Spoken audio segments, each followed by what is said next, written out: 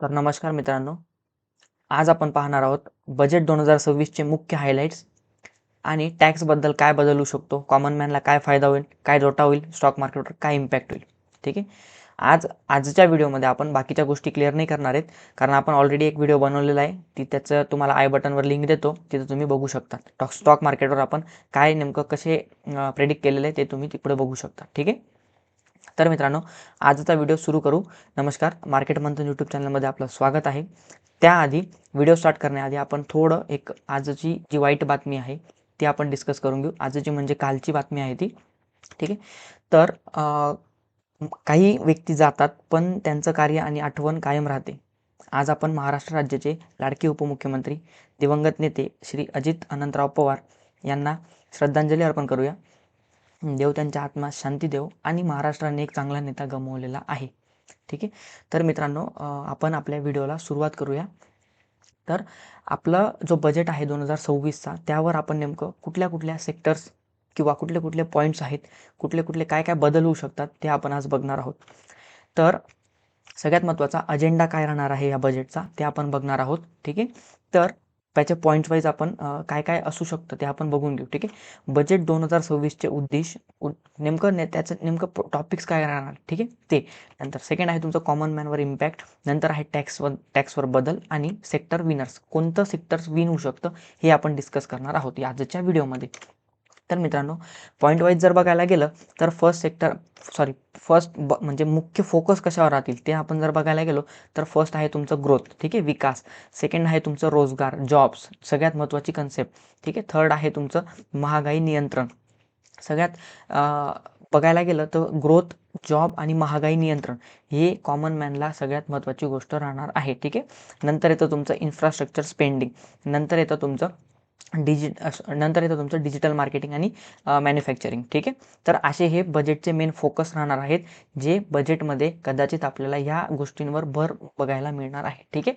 नंतर येतं सामान्य नागरिकांसाठी काय बदल होऊ शकतो मित्रांनो, ते आपण बघणार आहोत. महागाई कमी किंवा जास्त होऊ शकते. नंतर सबसिडीजमध्ये कुठकुठल्या बदल होऊ शकतात, योजनेमध्ये कुठल्या कुठल्या बदल होऊ शकतात ते आपण बघणार आहोत. नंतर सगळ्यात महत्त्वाची गोष्ट, मिडल क्लास माणसाला हवे आहे ते पेट्रोल डिझेलवर इफेक्ट. ठीक आहे. या गोष्टीसुद्धा होऊ शकतात बजेटमध्ये. नंतर येतं तुमचं शिक्षण आणि आरोग्यावर खर्च.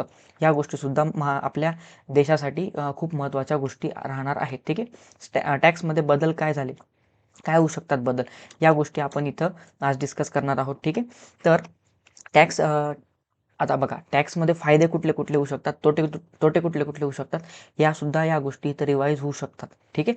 ते सुद्धा आपल्या बजेटमध्ये आपल्याला बघायला मिळणार आहे. सगळ्यात सेकंड थिंग, ही इम्पॉर्टंट थिंग आहे, सॅलरी क्लासवर इफेक्ट. ठीक आहे. ही गोष्ट खूप महत्त्वाची राहणार आहे मिडल क्लास लोकांसाठी.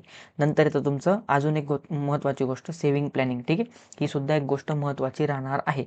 आता सगळ्यात महत्त्वाचं, गव्हर्नमेंट सर्व खर्च म्हणजे कुठं कुठं खर्च करू शकतो गव्हर्नमेंट. ठीक आहे.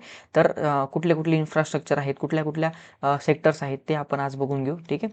नंतर येतो फर्स्ट ऑफ ऑल येतं तुमचं रोड्स आणि हायवे. बघा, याच्यावर सगळ्यात महत्त्वाची गोष्ट आपण मागच्या व्हिडिओमध्ये सुद्धा या गोष्टीवर डिस्कस केलेलं आहे. रोड्स आणि हायवे यावर खूप जास्त इंडियन गव्हर्नमेंट आता सध्याला तुम्ही बघायला मिळेल, महाराष्ट्रातच बघा की कुठं कुठं कसे कसे रस्ते बनवायला म्हणजे बघत असणार तुम्ही. खूप चांगल्या पद्धतीने रस्त्यांची सुविधा चांगल्या पद्धतीने आता महाराष्ट्रात होते आहे. नंतर रेल्वे सेक्टरसुद्धा तुम्हाला एक बूमिंग सेक्टर. ठीक आहे. मी सेक्टरच्या लिस्ट सेक्टरची पुढे येणार आहे, पण त्याच्या आधीच तुम्हाला सांगून देतो, रेल्वे सेक्टर चांगल्या पद्धतीने बूम होणार आहे. आणि या बजेटमध्ये जर रेल्वेवर खूप चांगल्या पद्धतीने जर बजेट आला तर रेल्वे सेक्टर बूम होणार आहे मित्रांनो. ठीक आहे. नंतर येतं तुमचं सगळ्यात महत्त्वाची गोष्ट, इंडियासाठी डिफेन्स सेक्टरवर सुद्धा इंडियन गव्हर्नमेंटच्या बजेटमध्ये 2026च्या बजेटमध्ये खूप चांगल्या पद्धतीचं एक निर्णय होऊ शकतो, आपल्याला बघायला मिळू शकतो मित्रांनो. ठीक आहे. नंतर येतं तुमचं रिन्युएबल एनर्जीवर सुद्धा इंडियन गव्हर्नमेंट चांगल्या पद्धतीने आता काम करतं आहे. ठीक आहे. तर ते सुद्धा फोकसमध्ये राहणार आहे. नंतर येतं तुमचं हाऊसिंगमध्ये सुद्धा इंडियन गव्हर्नमेंट बघायला मिळू शकतं आपल्याला, की त्याच्यावर सुद्धा बोलू शकतात. पण लेट्स से आपण कुठल्या कुठले टॉपिक्स होऊ शकतात आपण ते आज इथं कव्हर केलेले आहेत. नंतर सगळ्यात महत्त्वाची गोष्ट, बजेटचे 2026चे जे बजेट्स आहेत त्यामध्ये सेक्टरचा विनर कोण कोण राहू शकतं, ठीक आहे. ते आज आपण बघणार आहोत. Infrastructure first. इन्फ्रास्ट्रक्चर आपण मागच्या व्हिडिओमध्ये पण डिस्कस केलेलं आहे, या व्हिडिओमध्ये पण डिस्कस करतोय, कारण इन्फ्रास्ट्रक्चरवर खूप जास्त आता इंडियन गव्हर्नमेंटचा फोकस आहे. तर ते एक सेक्टर असू शकतं. नंतर येतं तुमचं म्हणजे सेकंडला येतं तुमचं ग्रीन एनर्जी, ठीक आहे. ग्रीन एनर्जीवर सुद्धा इंडियन गव्हर्नमेंट खूप चांगल्या पद्धतीने फोकस दिसतंय आपल्याला, ठीक आहे. नंतर येतं तुमचं डिफेन्स सेक्टर. डिफेन्स सेक्टरमध्ये सुद्धा इंडियन गव्हर्नमेंट तुम्ही बघणार, हे डिफेन्स सेक्टर, इन्फ्रास्ट्रक्चर आणि ग्रीन एनर्जी आणि येणारे जे सेक्टर्स आहेत ते, तर यांच्यावर इंडियन गव्हर्नमेंट चांगल्या पद्धतीने वर्कआउट करत आहे, ठीक आहे. नंतर बघा, मी तुम्हाला मागच्या स्लाईडला म्हटलो की रेल्वेसुद्धा खूप चांगल्या पद्धतीने डेव्हलप होत आहेत. सॉरी.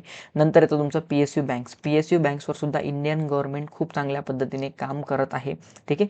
आणि हे ओव्हरऑल सेक्टर्स आहेत जे विनर सेक्टर म्हणून आपल्याला बघायला मिळू शकतात, ठीक आहे. जर याच्यामध्ये अजून कुठलं सेक्टर तुम्हाला वाटत असेल तर नक्कीच कमेंटमध्ये सांगा, जेणेकरून आपल्याला अजून गोष्टी क्लिअर होतील की नेमकं कुठल्या गोष्टी अजून ॲड ऑन होऊ शकतात, किंवा बजेटबद्दल तुम्हाला कुठली गोष्ट, अजून कुठली माहिती तुम्हाला आहे ती तुम्ही कमेंट आउट करा. आपण त्याच्यावर व्हिडिओ बनवू, किंवा ती गोष्ट आपण लोकांना अजून चांगल्या पद्धतीने समजेल अशा अशा पद्धतीने आपण एक व्हिडिओ बनवू शकतो, ठीक आहे.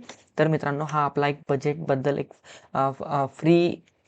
फ्रँकली चांगल्या पद्धतीचा हा आपण ॲनालिसिस केलेला आहे. सेक्टर, सगळ्यात महत्त्वाची गोष्ट सेक्टर विन सेक्टर आपण तुम्ही बघू शकता. विन सेक्टर चांगल्या पद्धतीने आपल्याला बघायला मिळणार आहेत, ठीक आहे. तर हे सेक्टर आहे ते वॉच लिस्टमध्ये ॲड करा. यांचे स्टॉक्स अभ्यासा, कुठले कुठले स्टॉक्स असू शकतात, काय काय याच्यामध्ये बदल होणार आहे ते तुम्ही ॲनालिसिस करा. जर इन केस कमेंट आउट केली तर मी सुद्धा त्या ॲनालिसिसचा व्हिडिओ तुम्हाला बनवून देऊ शकतो, ठीक आहे. तर व्हिडिओ जर आवडला तर लाईक पण करा, शेअर पण करा आणि सबस्क्राईब देखील करा. शेअर मात्र सगळ्यांना करा, की जेणेकरून त्यांना ह्या गोष्टी क्लिअर होतील की नेमकं बजेटमध्ये कुठल्या कुठल्या गोष्टी डिस्कस केल्या जातात. तर या गोष्टी तुम्हाला तिथे शेअर करून लोकांना पण समजाईल की नेमकं बजेटमध्ये काय काय असतं, ठीक आहे.